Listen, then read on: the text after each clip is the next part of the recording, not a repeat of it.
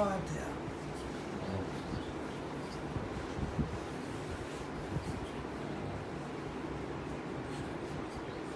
حسبنا الله ونعم الوكيل، نعم المولى ونعم النصير. أعوذ بالله من الشيطان الرجيم، بسم الله الرحمن الرحيم.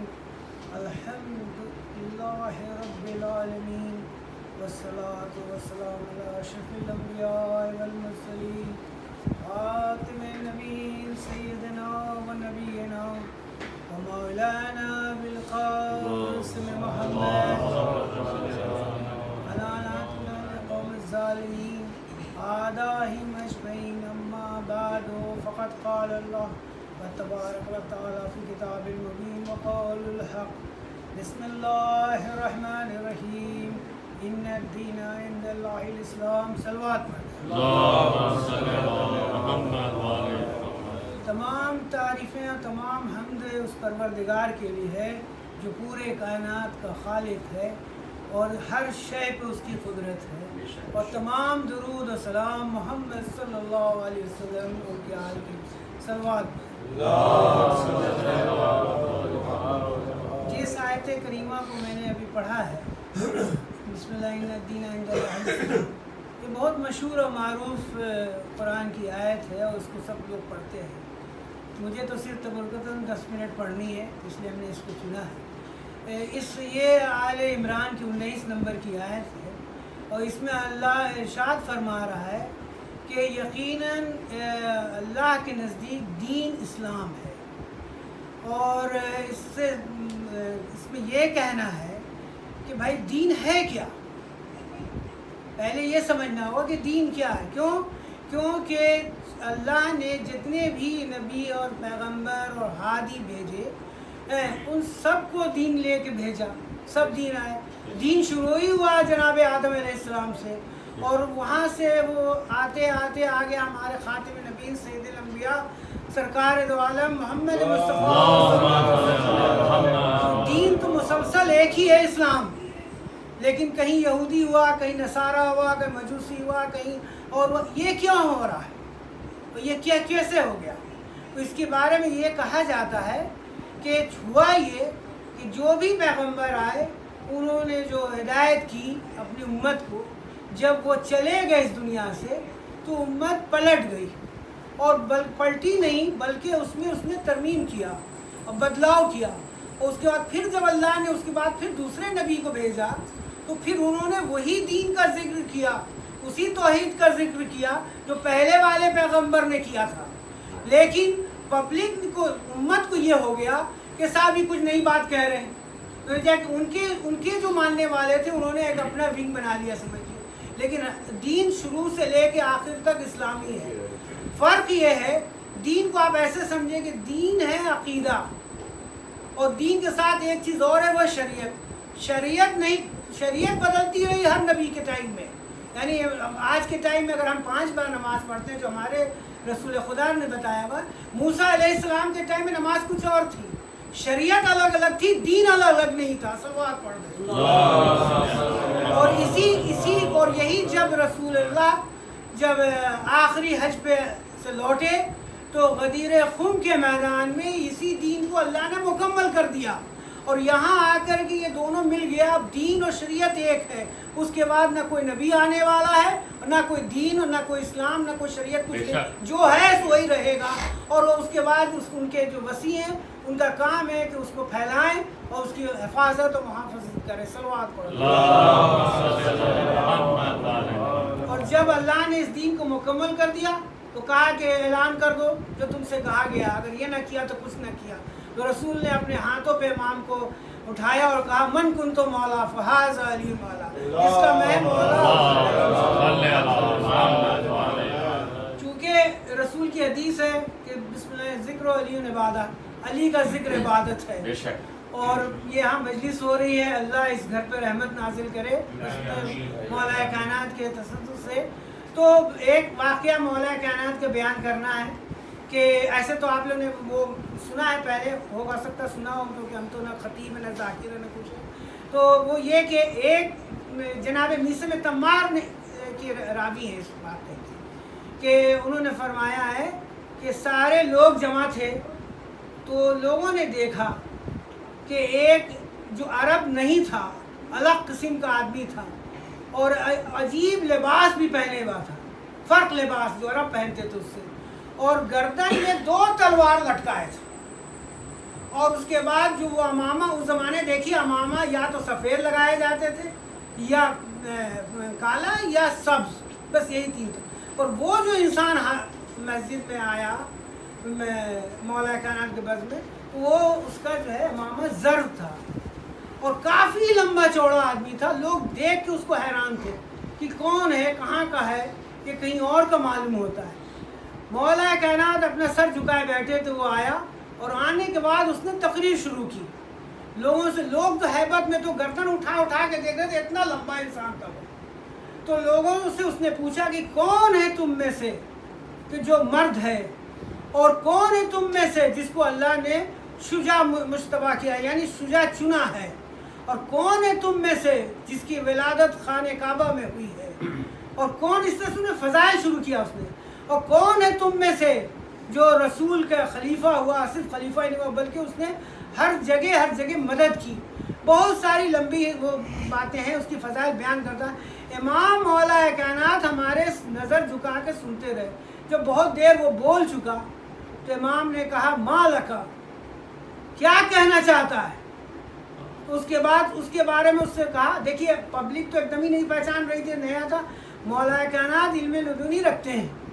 امام نے اسے کہا اے عباس صاحب، بن فضل، بن ربی، بن نجیر، بن حارث، بن اریان، بن عرش، کیا کہنا چاہتا ہے؟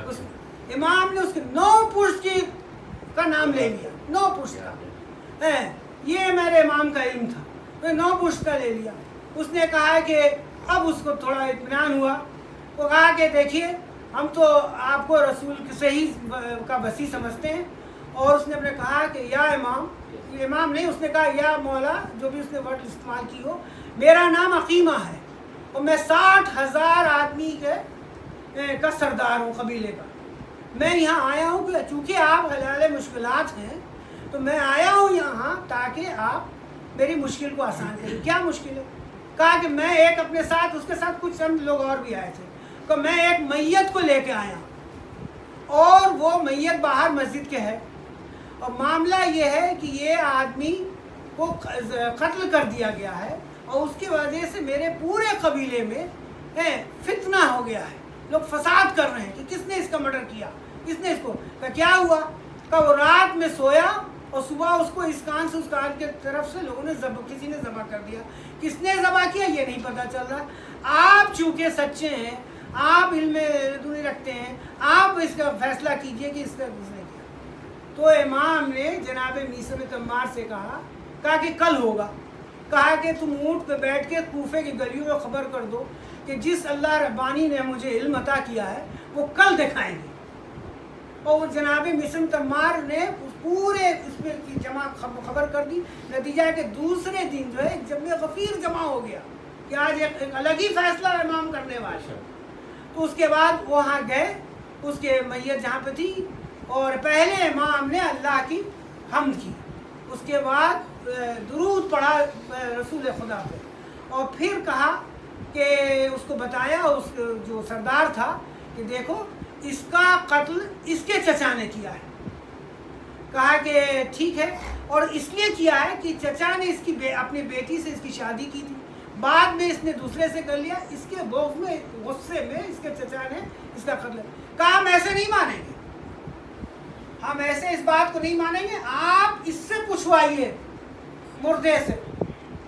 کہا کہ ٹھیک ہے، پھر امام نے خطبہ بیان کیا اور لوگوں سے مخاطب ہو کے کہا کہ تم نے تو یہ جو جناب موسیٰ علیہ السلام کے ٹائم میں ہوا کہ گائے کے گوشت سے جو ہے حکم ہوا، پورا واقعہ تو پڑھنا بھی یہ ہے، دیر ہو جائے گی، تو کہا پورا بتایا کہ اللہ نے اس سے زیادہ میری منزلت رکھی ہے۔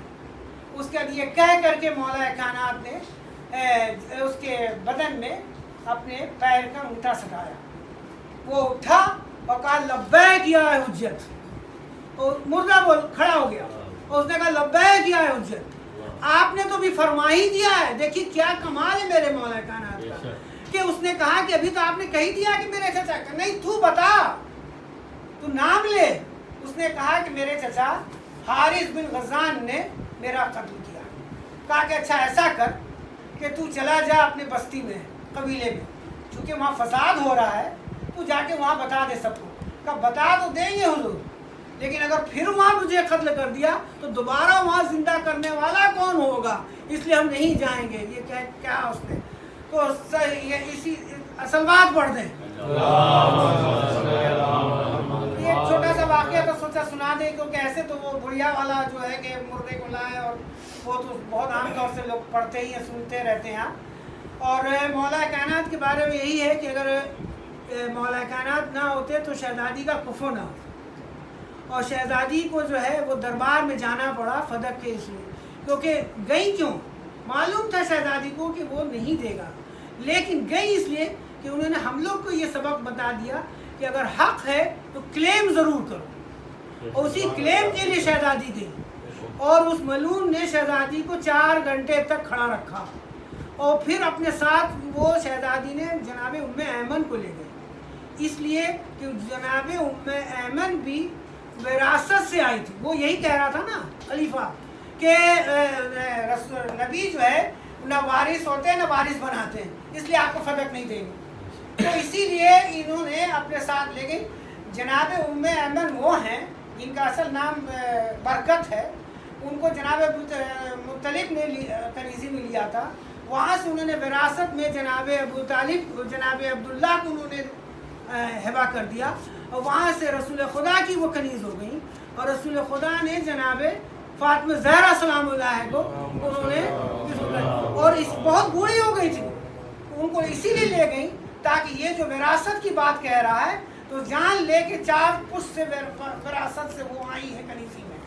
انہوں نے جاتے ساتھ اس سے کہا، چونکہ یہ بھی وہ لوگ سب قریش تھے، یہ بھی مکے سے قریش تھی، ام ایمن تھی، تو انہوں نے اس سے کہا کہ کیا تو کر کے انہوں نے بات کیا، ان کو پتہ ہے کہ اس کی کیا اوقات ہے خلیفہ نے۔ کہا کہ تو نہیں جانتا ہے کہ رسول نے ارشاد فرمایا حدیث کہ ایمن سچی ہے، کہاں، تو پھر اس کے انہوں نے گواہی دی، لیکن اس نے تو کیا نہیں۔ کہنا بس اتنا ہے کہ آج جناب زینب کی تاریخ ہے، شہزادی کو اس نے 4 گھنٹے کھڑا رکھا، یہاں تک کہ شہزادی کے پیر میں برم آ گیا۔ جب شہزادی لوٹ کے آئی تو جناب زینب سلام اللہ نے کہا کہ آپ کو، شہزادی خاموش نہیں، کیونکہ شہزادی کو پتہ تھا کہ یہاں کھڑا تو رکھا لیکن پردے میں تھی شہزادی، لیکن جناب زینب وہ ہوگی کہا بیٹی تمہیں بھی دربار میں کھڑا ہونا ہوگا، ہاتھ پشت پر بنا ہوگا، اور 12 گلے ایک رسم میں ہوں گے۔